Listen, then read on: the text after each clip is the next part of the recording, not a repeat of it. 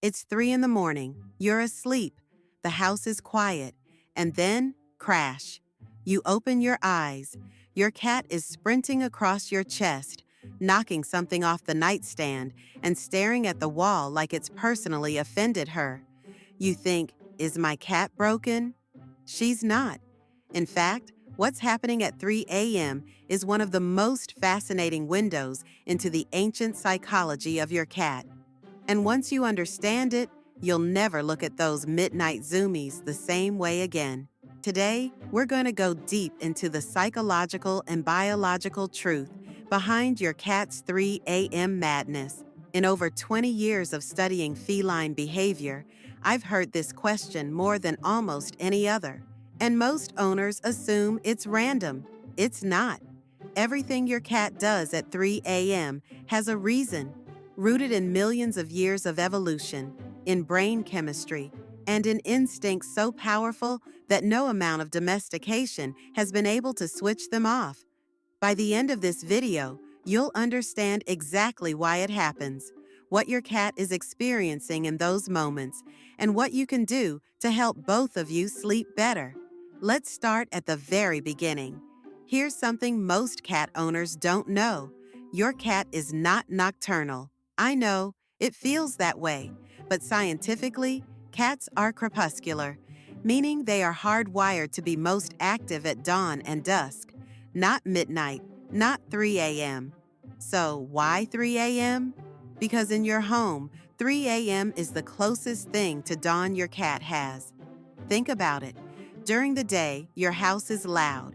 People are moving, TVs are on, smells are everywhere. Your cat's nervous system is actually suppressed by all that stimulation.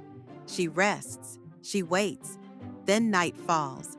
The house quiets, and somewhere around 2 or 3 in the morning, something shifts. The stimulation drops to near zero. The air cools slightly, and your cat's brain, built by millions of years of evolution, reads that signal as prime hunting time.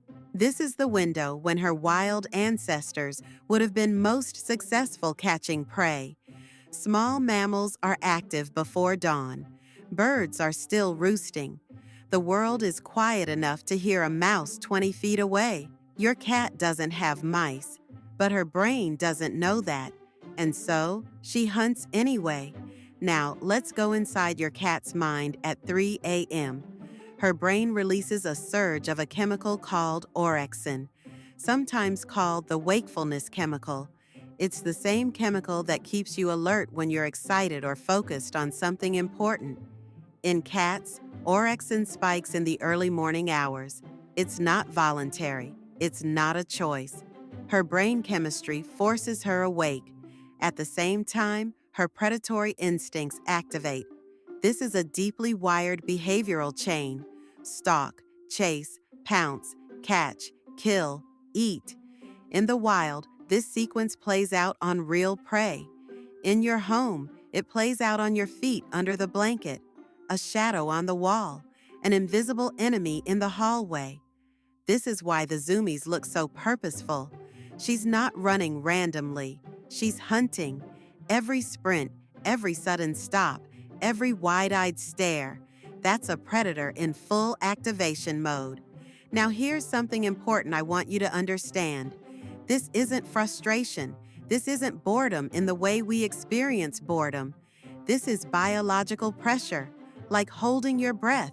The energy has to go somewhere, and if your cat doesn't have an outlet, that pressure builds up until it explodes into 3 a.m. chaos. Here's what most people don't realize. You might be making it worse. And I don't mean that as a criticism. I mean it as something incredibly fixable. The most common mistake I see is this. Owners play with their cats in the morning or early evening, then nothing for the rest of the night. The cat goes to bed with energy still stored up, like a phone that's still at 60% battery when you want it to be at 0. The second mistake is feeding on demand throughout the day. In the wild, cats eat after they hunt. The sequence is hunt, catch, eat, groom, sleep. If your cat eats without hunting first, That predatory energy never gets discharged. It sits there, waiting for 3 a.m. And the third mistake, the one that surprises people most, is responding to the 3 a.m. behavior. When your cat crashes into your room and you wake up, turn on a light, feed her, or even just talk to her, you've just taught her that 3 a.m. wake-ups work. You've accidentally trained her to do it again tomorrow. There's one more layer here that I find genuinely beautiful. Cats are microenvironment readers.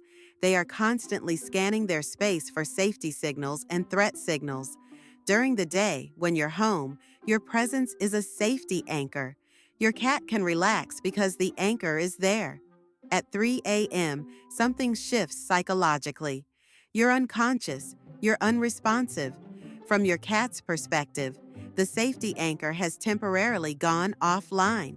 For some cats, especially those with any history of anxiety or insecurity, this creates a low-grade alertness.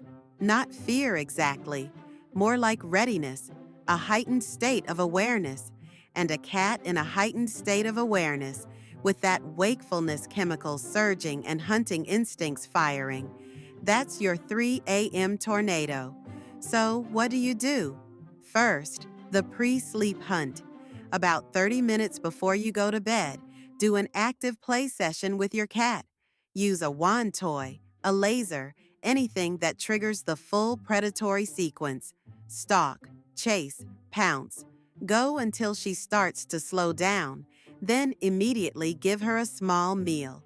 Hunt, eat, groom, sleep. You're mimicking the wild sequence, and it works. Second, feed the last meal late. If you can push one meal to 10 or 11 at night, you extend the post-hunt satisfaction window. A cat with a full stomach is a calmer cat at 3 a.m. That's not a metaphor, it's biochemistry. Third, create a nighttime environment. Leave 1 or 2 puzzle feeders or toys out that she can engage with quietly if she does wake up. Give the energy somewhere to go that isn't your bedroom door.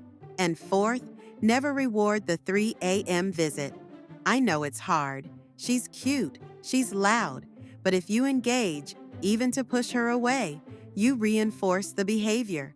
The goal is to make the pre-sleep routine so satisfying that she doesn't need to wake you up at all. Here's what I want you to take away from this. Your cat isn't trying to ruin your sleep. She isn't acting out. She isn't broken.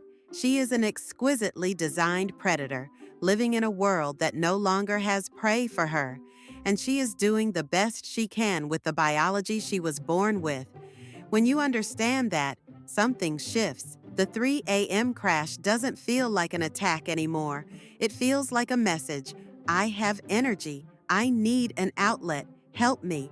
And when you give her that outlet, in the right way, at the right time, you'll both sleep better.